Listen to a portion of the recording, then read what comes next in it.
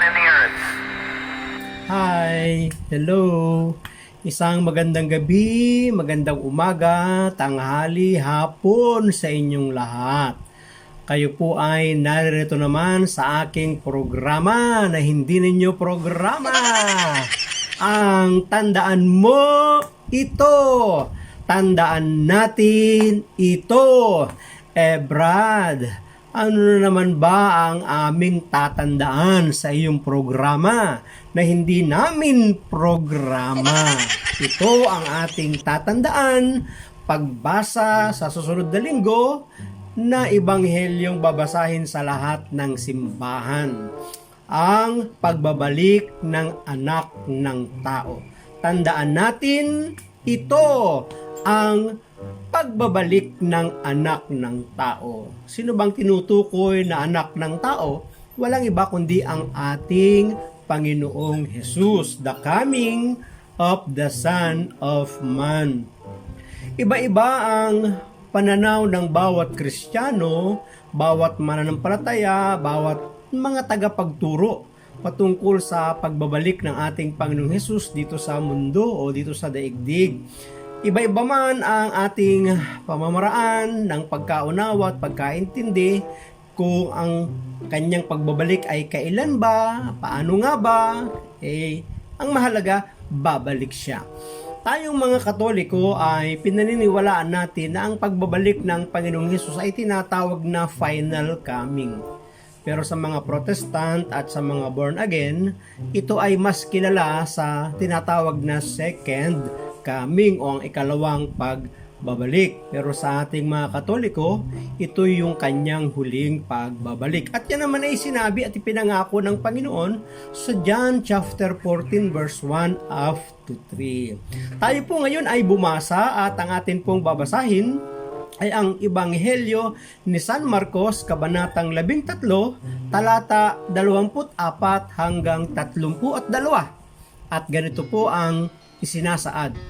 Subalit sa mga araw na iyon, pagkatapos ng kapighatiang iyon, magdidilim ang araw. Hindi magliliwanag ang buwan, malalaglag mula sa langit ang mga bituin. At magugulo ang mga kapangyarihan sa kalawakan. Pagkatapos makikita nila ang anak ng tao na nasa ulap, may dakilang kapangyarihan at karangalan. Susuguin niya ang kanyang mga anghel sa apat na sulok ng daigdig upang tipunin ng mga ito ang mga hinirang ng Diyos. Unawain ninyo ang aral mula sa puno ng igos. Kapag sumisibol na ang mga sanga nito at nagkakadahon na, alam ninyong malapit na ang tag-araw. Gayon din naman, kapag nakita ninyong nangyayari na ang mga bagay na ito, malalaman ninyong malapit na ang kanyang pagdating. Siya'y halos naririto na. Verse 30, tandaan ninyo, magaganap ang lahat ng ito bago lumipas ang kasalukuyang salinlahi. Lilipas ang langit at ang lupa, ngunit ang aking mga salita ay mananatili magpakailanman. Verse 32, ngunit walang nakaalam ng araw o ng oras na iyon, kahit ang mga anghel sa langit o ang anak man, ang Ama lamang ang nakakaalam nito. Pagpalain po ng Diyos ang pagkabasa ng kanya pong mabuting balita. Pinupuri ka namin, Panginoong Hesu Kristo. Hindi natin matatakasan ang ating pagninilay ito na ako man ay ayaw ko sanang tumalakay sa ganitong mga topic, pero bibigyan lang natin ito ng reflection ayon sa ating binasa. Exegesis po ang atin pong gagawin sa atin pong pagninilay na ito. Ano ang ating tatandaan? Tandaan natin ang pagbabalik ng anak ng tao. Meron pong babalik. At ang dahilan at layunin ng kanyang pagbabalik ay kukunin niya at susunduin niya ang mga pinaghandaan niya. Bakit? Sabi niya sa John 14, 1-3, di ba? Sabi doon ng ating Panginoon na kapag na ipaghanda ko na kayo, ay ako ay babalik. Sabi niya sa John 14:1-3, huwag mabagabag ang inyong kalooban. Sumampalataya kayo sa Diyos, sumampalataya din kayo sa akin. Sa bahay ng aking ama ay maraming silid. Kung hindi ito totoo, sasabihin ko ba sa inyong pupunta ako roon upang ipaghanda ko kayo ng inyong matitirhan? At kapag naipaghanda ko na kayo ng matitirhan, ako'y babalik at isasama ko kayo upang kayo'y makapiling ko kung saan ako naroroon. Di ba? Sarap ng pakiramdam na susunduin ka. Kung mayroon kang mahal sa buhay sa ibang bansa, tapos sasabihin sa iyo ng iyong asawa, anak, kapatid, or kay magulang, pupunta ako dyan sa Pilipinas, susunduin ko kayo at dadalhin ko kayo dito sa bansang Amerika. Diba? Kung nasaan mang bansa siya, sa Canada, sa Europa, diba? Sa Australia. Kapag ikaw ay susunduin, di ba malaking kagalakan yun? Dapat ang pagdating ng anak ng tao, ang dulot sa atin ay malaking kagalakan. So ito yung ating tatandaan, ang pagbabalik ng tao. At sa atin pong refleksyon, ang unang gusto kong bigyan ng pansin ay ito. Magbabalik ang Panginoon at ang mga palatandaan. Certain ito, tiyak yan, na magbabalik ang Panginoon. At sana, nawa, tayong lahat ay makasama sa mga kakaunin, susunduin, di ba? Ang sabi sa ating unang refleksyon, tandaan natin, magbabalik ang Panginoon at ang mga palatandaan. Nagbigay siya ng mga palatandaan ng kanyang pagbabalik. Ano ang sabi ng verse 24? Subalit sa mga araw na iyon, pagkatapos ng kapighatiang iyon. Kung itataas at iakyat natin ang pagbasa sa atin pong binasang Marcos 13:24-32, ay dinidetalye doon ang isang malaking kaguluhan, isang malaking pagbabago, isang malaking hindi may paliwanag ng mga suliranin na mangyayari sa buong daigdig sa ating kapaligiran. At sinasabi nga na pagkatapos ng lahat ng iyong kapighatian or yung tribulation, yung masaklap na karanasan ng tao, yung tiisin at pagtitiis at malaking paghihirap na iyon, na meron akong konting background sa ating babasahin. Mark 13:5, sabi ng Panginoon, sinabi sa kanila ni Jesus, mag-iingat kayo upang hindi kayo malinlang ninuman.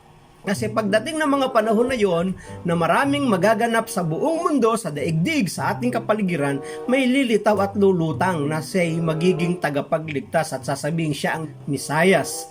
Maraming darating at gagamitin ang aking pangalan, sila'y magpapanggap na sila ang Kristo at ililigaw nila ang marami. Huwag kayong mabagabag kung makabalita kayo ng mga digmaan at mga usap-usapan tungkol sa digmaan. Dapat mangyari ang mga ito, ngunit hindi pa ito ang wakas, sapagkat maglalaban-laban ang mga bansa at ang mga kaharian. Lilindol sa iba't ibang dako at magkakaroon ng taggutom. Ang mga ito'y pasimula pa lamang ng paghihirap na tulad ng nararanasan ng isang nanganganak. So ito'y partial lang doon sa pag-akyat ng pagbasa natin ng Ebanghelyo ni San Marcos, sapagkat ang ating reading ngayon ay Mark 13:24 hanggang 32, at ito yung ating bibigyan ng reflection ngayon. Una na dapat nating tandaan, magbabalik ang Panginoon. Sigurado yan. Certain yan. Sinasabi ng John 14 na kapag naipaghanda na niya ng matitirhan ang kanyang mga tagasunod, ang mga taong nanalig at nagtiwala sa kanya, ang mga taong umaasa sa kanya, pagkatapos noon na maipaghanda ay babalik siya at susunduin niya tayo. Nawa, kasama tayo sa susunduin. Kaya lang ang problema dito, di ba? May bahagi na sinabi ang Panginoong Hesus sa kanyang mga alagad, sa akin kayang muling pagparito, may mga tao pa kayang nananalig sa akin, sa akin kayang pagbabalik, may mga taong nananalig pa kaya sa anak ng tao. Sana nawa tayo matira matibay, huwag tayong bibitaw, manalig pa rin at magtiwala sa ating Panginoon. Ano yung mga palatandaan? Sabi sa verse 24, subalit sa mga araw na iyon, pagkatapos ng kapighatiang iyon, magdidilim ang araw. Sa panahon natin ngayon, hindi pa rin natin nararanasan yung pagdilim ng araw sa katanghaliang tapat, di ba? Bagamat mayroon tinatawag na solar eclipse, pero totally hindi pa rin nagdidilim. Yung pagdidilim ng araw na ito ay ang paghahalin tulad nito sa gitna ng katanghali ang tapat. Kapag biglang dumilim, ang mga manok ay dadapo na sa mga sanga o saan man sila pumupunta tuwing gumagabi na at matutulog na sila. Aakalain ng mga hayop na gabi na, pero ito ay pagdilim ng pangsamantala lamang. So, anong sabi doon? Magdidilim ang araw. Pero hindi pa rin natin nararanasan na dumidilim ang araw. No? Hindi pa rin natin nararanasan na nagdilim sa kalagitnaan ng katanghali ang tapat. Pero ang madalas nating nararanasan, alam nyo kung ano? Nagdidilim ang ating isip. Madalas nagdidilim ang ating isip kapag wala na tayong madukot sa bulsa natin. Minsan nagdidilim na ang ating isip kapag yung umutang sa atin hindi na nakabayad, di ba? Minsan pag wala na rin tayong pambayad sa lahat ng billing, nagdidilim ang ating isip. Yan, mas madalas nangyayari yun na nagdidilim ang ating isipan. Lalo kapag pasaway ang mga kasama natin sa bahay, mga kasama natin sa trabaho, kasama natin sa opisina, yan, nakakapagdilim ng isipan. Ano pa? Hindi magliliwanag ang buwan. Oh? Yung buwan ba hindi nagliliwanag? Ayun, ano yun, napundi? Pero sinasabi na ito yung mga palatandaan, hindi magliliwanag ang buwan. Saan ba kumukuha ng liwanag ang buwan? Hindi ba sa araw din? O, di ba? Kapag nagdilim ang araw, automatic, hindi na magliliwanag ang buwan. Kasunod, verse 25, malalaglag mula sa langit ang mga bituin. Ayon po sa aking nabasa, ang sukat, ang size ng isang bituin o ng isang star, ayon sa mga scientists, ito daw ay kasing laki ng New York City. Imagine ninyo, kapag nalaglag ang isang bituin dito sa Pilipinas o dito lang sa Metro Manila, kung kasing laki ng New York City ang isang bituin, kung 10 bituin ang bumagsak, kung 100 bituin ang bumagsak, saan tayo pupulutin? Magtago na tayo sa pinanggalingan natin. Walang bundok na mapagtataguan. Sinasabi nga na ang New York daw ay the largest city in the world. Pero tayo mga Pilipino, meron tayong ipinangko-contest dyan. Meron tayong ipinanglalaban. Bakit? Meron din tayong pinakamalaking syudad. Davao City is the largest city in the Philippines. Pero sinasabing mas malaki pa daw ang Davao City sa New York City. Sapagkat yung pinakamalaking bundok, yung Mount Apo, ay sakop pa ng Davao City. Imagine ninyo kung yan ay babagsak. Ano na mangyayari sa atin? Saan tayo pupulutin? So yan yung mga palatandaan. At hindi lang yon. At magugulo ang mga kapangyarihan sa kalawakan. Ano ba yung mga kapangyarihan sa kalawakan? Yung nakikita natin, di ba? Magugulo ang mga kapangyarihan sa kalawakan. Verse 26, pagkatapos, makikita nila ang anak ng tao na nasa ulap, may dakilang kapangyarihan at karangalan. So pagkatapos ng lahat ng yan, ang Panginoong Hesus ay bababa sa mga alapaap. Sabi ng ating binasa, siya ay nasa ulap lang. Ang kanyang paa ay hindi tutungtong sa lupa. Sa ibang mga pagbasa, sa ibang ebanghelyo, sa patungkol sa pagdating ng ating Panginoong Hesus, ang sabi ay siya'y makikita ng lahat ng mata. Kung ito ay nangyari nung panahon ng mga nakakaraampang panahon na wala pang telebisyon, sasabihin siguro natin imposible na makita ng lahat ng mata ang pagdating ng Panginoon. Bakit? Kasi paanong mangyayari yun na makikita ng lahat ng mata? Pero sa panahon natin ngayon, madali nang i-explain na makikita ng lahat ng mata ang pagdating ng Panginoong Hesus. Bakit? High-tech na tayo ngayon eh. Di ba yung laban ng mga sikat na boksingero natin sa ibang bansa, napapanood natin actual live dito sa bansang Pilipinas, kahit sa Amerika ginagawa. Bakit? Sapagkat mayroon ng ginagamit na teknolohiya, yung satellite TV na tinatawag. High-tech na tayo ngayon. Yung nangyayari sa bansang Amerika ay napapanood natin ngayon. Kaya pagdating ng Panginoong Hesus sa mga alapaap, ang lahat ng television network, ang lahat ng mga vlogger, ang lahat ng mga YouTube vloggers, ang lahat ng nag-EFB live, nandoon nakatutok ang mga cellphone, ang mga gadget, ang mga camera. At kahit sa ang panig ng mundo na meron kang kaibigan, meron kang friend, di ba, naka-subscribe sa'yo, mapapanood nila ang pagdating ng Panginoon. Kaya tama, makikita ng lahat ng mata ang pagdating ng Panginoon na nasa ulap. At ano ang mangyayaring kasunod nun? Ay wala nang binabanggit dito. Pero ang isang kaganapang mangyayari pagdating ng panahon na yun, nasa ulap na, aakyat ang lahat ng mga nasa kanya. Lahat ng kanyang mga kauri. Kaya nga sabi ng ating binasa, pagkatapos makikita nila ang anak ng tao na nasa ulap, may dakilang kapangyarihan at karangalan. At sasalubungin ito ng mga banal. Susuguin niya ang kanyang mga anghel sa 4 na sulok ng daigdig upang tipunin ng mga ito ang mga hinirang ng Diyos. So kasama niya yung mga anghel.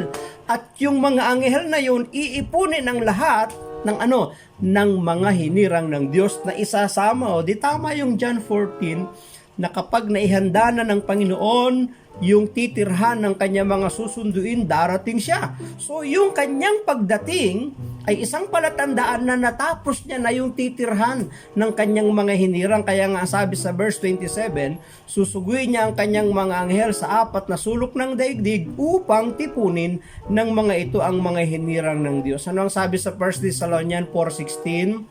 Sa araw na iyon ay maririnig ang tinig ng arkanghel at ang tunog ng trompeta ng Diyos, at ang Panginoon mismo ay bababa mula sa langit na sumisigaw, at ang mga namatay na sumasampalataya kay Kristo ay bubuhayin muna. So, yung layunin at purpose ng Panginoon sa kanyang pagdating, susuguin niya ang mga anghel para sunduin yung kanyang mga hinirang, mga namatay man o mga buhay sa kanyang pagdating. So nawa, kasama tayo doon, kandidato tayo doon. So yan yung una nating dapat tandaan, magbabalik ang Panginoon at nagbigay siya ng mga palatandaan ng kanyang nalalapit na pagdating o ng kanyang pagbabalik. Sana nawa, kasama ako doon. Saan? Sa mga susunduin. Alam po ninyo, ang susunduin ng Panginoon ay yung mga kauri lamang niya. Na ako po'y bata pa sa probinsya. Kapag may nasisirang transistor radio, kinukuha ko yung magnet niyan. Kinukuha namin ng aking mga kalaro yung magnet ng transistor radio. Ano naman ang purpose niyan? Pagkatapos ng isang malakas na pag-ulan, kinabukasan kapag sumikat ang araw, yung kalsada, natutuyo yan eh. At kapag yan ay natuyo, ang ginagawa namin, yung mga magnet na dala-dala namin, kinikis-kis namin doon sa lupang dinaluyan ng tubig. Dinaanan ng tubig baha. At maya-maya lamang, marami ng mga nakadikit doon sa magnet na mga metal.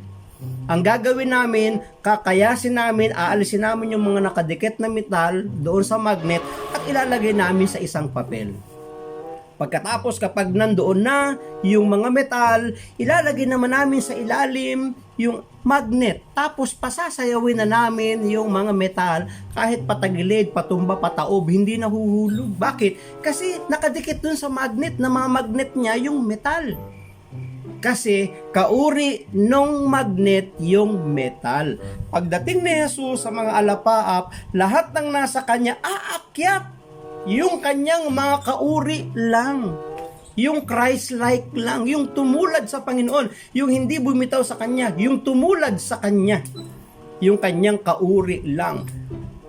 Doon sa magnet, hindi po naa-attract, hindi dumidikit doon yung tanso, hindi dumidikit yung aluminum doon, hindi dumidikit yung mga sanga-sanga ng kahoy doon, hindi dumidikit doon yung papel. Sino lang ang dumidikit doon? Yung kauri ng magnet, yung metal. At lalong hindi dumidikit sa magnet yung plastic. kaya sa pagdating ng Panginoon, ang aakyat at maa-attract at ang makukuha at susunduin lamang ng Panginoon yung mga tunay, hindi plastic. Hindi yung mga mapagkunwari, hindi yung mga mapagpaimbabaw, hindi yung mayayabang, kundi ang kauri ng Panginoon. Kaya nga, sana nawa kasama tayo sa mga susunduin ng ating Panginoon. Yan yung una na dapat nating tandaan, magbabalik ang Panginoon at ang palatandaan. Ikalawa na dapat nating tandaan ngayon, ang salita niya ay mananatili magpakailanman. Bakit? Sabi sa verse 28, unawain ninyo ang aral mula sa puno ng igos. Kapag sumisibol na ang mga sanga nito at nagkakadahon na, alam ninyong malapit na ang tag-araw. Gayon din naman kapag nakikita ninyong nangyayari na ang mga bagay na ito, malalaman ninyong malapit na ang kanyang pagdating. Siya'y halos naririto na. Tandaan ninyo, magaganap ang lahat ng ito bago lumipas ang kasalukuyang salinlahi. Lilipas ang langit at lupa, ngunit ang aking mga salita ay mananatili magpakailanman. Anong ibig sabihin dito? Tinitiyak ng Panginoong Hesus na mangyayari ang lahat ng kanyang sinabi. At lilipas ang lahat ng bagay, pero ang salita niya ay mananatili magpakailanman. Sino po ang mananatili? Ang salita ng Diyos. Ang salita ni Hesus at si Jesus mismo ang mananatili. Minsan sa buhay na ito, ang kaibigan natin hindi nananatili. O di ba sa politika na lang eh. Kaibigan mo ngayon, pagkalipas ng ilang panahon ng eleksyon, ng politika, ng political career, yung kaibigan mo ngayon, kaaway mo na. Darating din ang panahon, yung kaaway mo ngayon, nagiging magkaibigan pag malapit na eleksyon. Di ba? Walang nananatili. Tao, iiwanan ka. Kaibigan mo, iiwanan ka. Kasosyo mo, iiwanan ka, hindi nananatili. Kayamanan, nang iiwan din ang kayamanan. Kapangyarihan, nang iiwan din. Ngayon, presidente ka, mataas ang pwesto mo, paglipas ng ilang panahon, iiwan ka ng iyong kapangyarihan. Sino lang ang hindi nang iiwan? Ang Diyos. Sino lang ang mananatili? Ang kanyang salita. Ang salita niya ay mananatili magpakailanman. Kaya nga sinasabi ng Panginoong Hesus sa kanyang mga kausap kung paanong ang sanga na nagkakadahon ay palatandaan na malapit na ang tag-araw, inihahalin tulad ng Panginoon yung kanyang pagdating at yung mga palatandaan itong magaganap sa daigdig na hindi maganda. Mga pangyayaring ang dulot ay takot, pag-aalala, pangamba. Maaaring itong nagaganap na sitwasyon, itong pandemya sa ating buhay ay isang palatandaan na ito na nalalapit na ang pagdating ng Panginoon. Siya'y halos naririto na. Actually, itong pagdating ng Panginoon ay sinasabi ng marami na dumating na si Jesus. Maraming Kristiyano nagsasabing nangyari na ito. Lahat ng sinasabi sa ating pagninilay ay naganap na nung panahon ng taong 70 AD. Diba? Sinasabi ng maraming mga Kristiyano din, mga tagapagturo, mga ebanghilista, pastor, na ito'y nangyari na. May mga bahagi din na napansin, nabanggit ito sa aming school, sa aking eskwelahang pinag-aaralan sa College of Divine Wisdom. Mga pari po ang aking mga profesor dyan, ang aming mga profesor. Magagaling at mahuhusay na mga pari ang aming mga tagapagturo dyan. Si Father Rodel Aligan, si Father Oriada, si Father Arevalo, mga big time na mga tagapagturo yan. May mga panahon na may nabanggit na itong nagaganap na ito ay naganap na, nangyari na. At ang kanilang reference ay yung Luke chapter 21 na sinasabing naganap na ang lahat ng ito. Ngunit, kung ito man ay naganap na, pero wala pa yung pagsundo. Kaya, pwede nating sabihin na itong mga nangyari at naganap noong 70 AD ay mga palatandaan ng nalalapit na pagdating. Ang tagal na nun, Brad. Nakalipas na yun, 70 AD pa yun eh. Ngayon, 2020. Tagal na nun. Bakit? Diba ang 1,000 taon sa atin, isang araw lang kay Lord? O kay Lord ba, matagal na yun? Isang araw lang yun eh. Sa atin, 1,000 taon, isang araw lang katumbas kay Lord. So, ang salita niya ay mananatili magpakailanman. Tinitiyak ng Panginoon na mangyayari ang kanyang sinabi at kung ito'y mangyayari, tayong mga Kristiyanong naghihintay at umaasa ng kanyang pagsundo ay dapat manatili din sa kanyang mga salita. Manatili din tayo sa kanyang mga pangako. Manatili din tayo sa kanyang mga aral at itinuturo. So yan yung pangalawa. Ano yung una? Magbabalik ang Panginoon at ang mga palatandaan. Ikalawa, na dapat nating tandaan, ang salita niya ay mananatili magpakailanman. Siya yan, tunay yan, certain yan. At ikatlo na dapat nating tandaan, sabi rito sa verse 32, ngunit walang nakakaalam ng araw o ng oras na iyon, kahit ang mga anghel sa langit o ang anak man, ang Ama lamang ang nakakaalam nito. Ano ang sabi ng Panginoon? Ngunit walang nakakaalam ng araw o ng oras na iyon, kahit ang mga anghel sa langit o ang anak man, ang Ama lamang ang nakakaalam nito. Kailan yon? Yung anong tinutukoy na nakakaalam? Yung kanyang muling pagbabalik. Ang Ama lamang ang nakakaalam ng magaganap. Magaganap na ano? Na pagdating ng ating Panginoong Hesus. Kaya nga, ang kailangan natin ay ang magbantay. Ang kailangan natin ay maghanda. Habang naghahanda, habang nagbabantay, kasama na rin yung paghihintay. O di ba? Naghihintay tayo sa panahon natin ngayon, parang sabi nga ng akin napakinggan, waiting daw is suffering Totoo naman yun Kapag naghihintay ka, may kasamang pagtitiis yun pagsasuffer pagsasakripisyo Kaya nga, habang naghihintay ka, ubusan ito ng pasensya O diba? Sa pila na nga lang pipila ka sa Comil para magparehistro. Sa haba ng pila, nauubos yung pasensya mo. Pipila ka sa ayuda, sa haba ng pila, ang daming taon nakapila, minsan nauubos na yung pasensya mo Lalo pag nasingitan ka, di lalong ubos na ubos yung pasensya mo, di ba? Ganun kapag may mga pila, sasakay ka sa bus, sasakay ka sa jeep, haba ng pila, sasakay ka sa tren, haba ng pila, ubusan ng pasensya Waiting is suffering, tama nga yun. Kaya minsan yung pagdating pa rin ng Panginoon, maraming Kristiyano ang nauubusan ng pasensya. Kaya imbis na maghintay, imbis na magbantay, imbis na paghandaan yung pagdating ng Panginoon, anong nangyayari? Tumitigil na lang. Naglalaylo na lang. Buti kung tumigil at naglaylo lang, ang iba nag-backslide pa di ba? So ito yung ating pagninilay sa oras na ito, sa araw na ito, ang pagbabalik ng anak ng tao, the coming of the Son of Man. Maraming issue at maraming usapin kapag pinag-uusapan ang topic na ito tungkol sa pagdating ng Panginoon. Una na dapat nating tandaan, magbabalik ang Panginoon. Paniwalaan natin yan. At nagbigay siya ng mga palatandaan. Ano man ang iyong stand, sapagkat marami nagsasabing ang pagbabalik ng Panginoon ay pre-tribulation daw. Ang iba naman ay nag-i-stand sa mid-tribulation. Ang iba naman ay nag-i-stand sa post-tribulation. Ang mahalaga, magkakaiba man tayo ng stand, ang mahalaga, babalik ang Panginoon. At ang mahalaga doon, kasama tayo sa susunduin. Kasama tayo sa aakyat sa mga alapaa. Pangalawa, na dapat nating tandaan, ang salita niya ay mananatili magpakailanman. Walang pasubali yan. Siguradong sigurado yan. Ang salita niya ay mananatili magpakailanman at yan ay tinitiyak ng Panginoon na mangyayari ang lahat ng kanyang sinabi. At ang ikatlo, ang Ama lamang ang nakakaalam ng magaganap. Na kahit nga sa kanyang mga alagad, hindi niya sinabi kung kailan mangyayari yung kanyang pagbabalik, yung kanyang pagdating. Bagkus sinasabi niya sa kanyang mga alagad, ang Ama lang nakakaalam ng magaganap na yon. Kaya ano ang kailangan natin? Ang kailangan natin ay pagbabantay at paghahanda.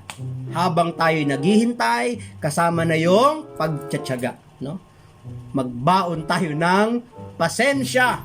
Sako-sakong pasensya sa paghihintay ng ating Panginoon. Magandang gabi, magandang umaga, tanghali, hapon sa inyong lahat. At kung kayo po'y napagpala ng video ito, huwag niyo naman kalimutan na mag-like. Mag-subscribe na din kayo at mag-iwan ng comment dyan sa comment section, Kalimbangin na din yung bell. At piliin nyo yung all para palagi po kayong ma-notify na ako po ay may bagong upload dito sa aking channel. I-share nyo na rin itong video ito kung sa inaakala ninyo yung makakatulong para sa kanila sa kanilang pagbabahagi ng mabuting balita ng ating Panginoon. Magandang araw sa inyong lahat. Salamat ng marami sa mga tumatangkilik sa akin pong refleksyon sa aking channel na ito. Bye-bye! I love you with the love of the Lord!